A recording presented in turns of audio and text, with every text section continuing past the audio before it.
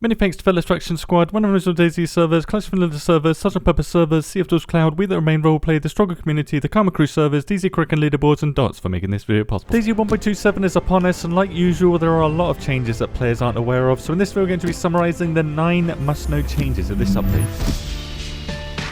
One of the biggest changes is the addition of the shipwreck to the southwest corner of Sakau down here, containing a lot of great loot that makes this well worth the visit. This comes with the addition of concrete bunkers on Sakau 2 on these 5 different islands. Not so much worth looting, but these buoys can help us navigate between them, and outside thermometers tell us for the first time ever the dynamic change in temperature on a server, so you know exactly how cold a server is. To add to this video that I made on these map changes, the power generator now accepts 3 full jerry cans instead of just 35% of 1.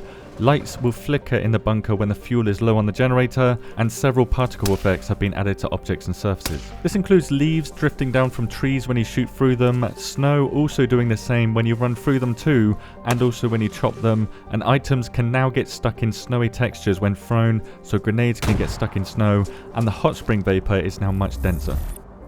Trees also make noises when you run through them now, these trees in particular, but it only appears to be on Sakau. These trees on Livonia and Chernarus still don't make sounds, but the forested floor on all maps will make sounds, however, these sounds here. And also metal flooring has these new sound effects.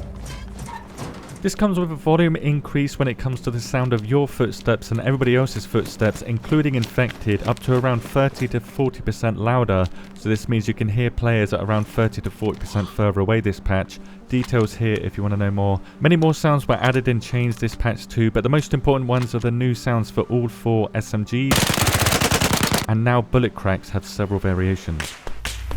Particle effects were changed on all of these weapons here, which was very large in the last patch, now much smaller as you can see, and the accuracy and damage of the Mosin was slightly reduced, so it's about the same when it comes to accuracy as all the other snipers in the game, but it has a little less damage compared to the top tier snipers now.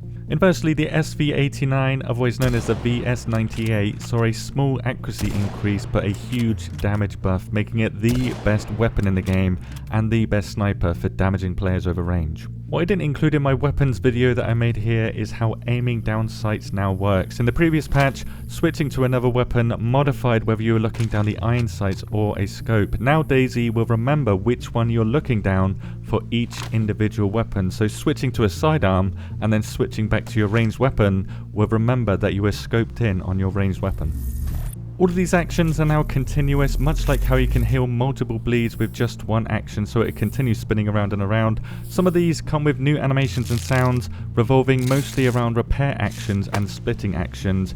Repair-related melee weapons can now be attached to most backpacks in what's called the tool slot, including all of these items here. This slot comes with another slot called the strap slot, allowing you to attach these items instead, with some backpacks allowing 2 strap slot items and 1 tool slot item, which is going to be an amazing space saver, especially if you're going to use one of these tool slot items as your primary melee weapon.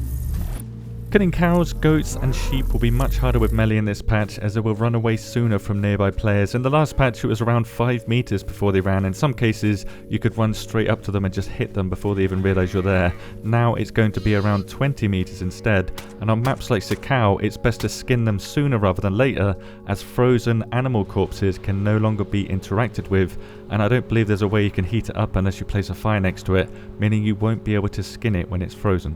This is true for veggies too. You need to defrost the vegetables to cut the seeds out of them now. Not that seeds are going to be any use on a map that's cold enough to freeze your veggies. As for mushrooms, they will no longer spawn in as dried at all. I couldn't find any dried mushrooms on the map, so you will need to cook them to get the most out of them now, because raw food gives many times less nutritional value than any sort of cooked food.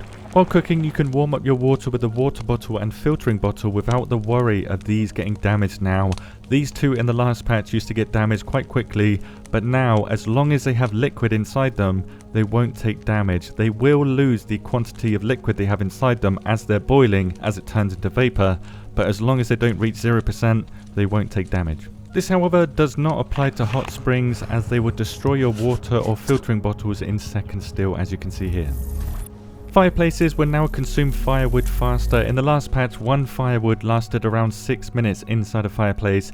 Now it's going to be 4.5 minutes before it dies out. But the power generator will warm us up once again and also gives us a heat buff, with this heat buff lasting many times longer in this patch based on several factors. In slightly colder conditions, it will last a huge 3 times longer than last patch, but if you go into water or if you're in the middle of a blizzard, for example, it will only last around 20% longer than last patch. Also in the last patch, eating snow wouldn't reduce your temperature. Now it does correctly, and funnily enough, drinking or eating cold food in the last patch actually made us warmer. This has been fixed in this patch, reducing your heat comfort value by a very small amount while that food or drink is digesting, which is indicated by your thirst or hunger stat up arrows here. If these arrows are going up, it means you're currently digesting something.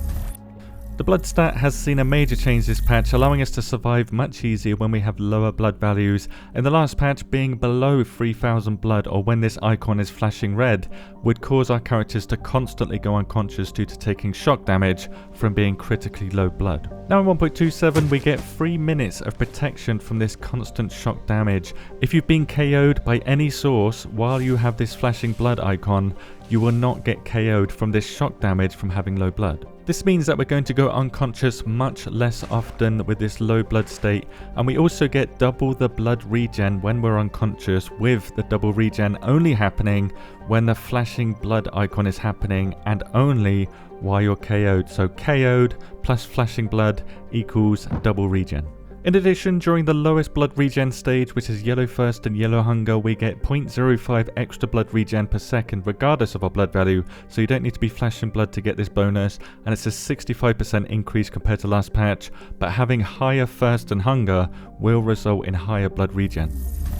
Loot has changed quite significantly in this patch, as seen in my previous video here, with these mostly happening on Sakau. To summarize, on Sakau, the Frozen Scientist now spawns in 12 more locations seen here, 20 more container spawn points were added, and containers will now require a color coordinated key from the shipwreck that was added this patch, with the shipwreck appearing to be the only tier 4 location on Sakau now, with tier 3 covering the whole of Borokan instead.